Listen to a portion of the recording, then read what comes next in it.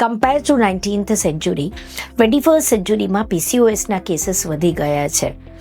Ideally reproductive system એક predictive, regular, fix time oriented cycles છે. એમાં રિપ્રોડક્શનથી મેનોપોઝ સુધી સાયકલ્સ ફિક્સ હોય છે.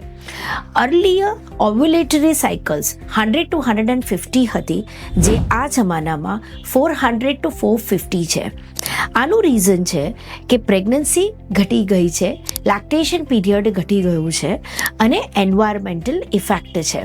તો આ બધા જ કારણોસર હોર્મોન્સ વધારે પડતા કામ કરે છે અને એટલા જ માટે હોર્મોન્સ ઇમ્બેલેન્સનું પ્રમાણ વધી ચૂક્યું છે. પીસીઓએસ દૂર કરવા માટે હોર્મોન્સને રેગ્યુલેટ કરવા નેચરલી ખૂબ જ જરૂરી છે. હોમિયોપેથિક સાયન્સમાં ઓર્ગન્સ હેલ્ધી કરવા અને એને ડેમેજ થતાં અટકાવવા માટે હોમિયોપેથી ખૂબ જ સરસ રીતે હેલ્પ કરે છે અને તમારા ઓર્ગન્સને હેલ્ધી બનાવે છે. તો આજે જ કોન્ટેક્ટ કરો acute homeo clinic, PCOD PCOS wellness centre, doctor Sheetal Shah.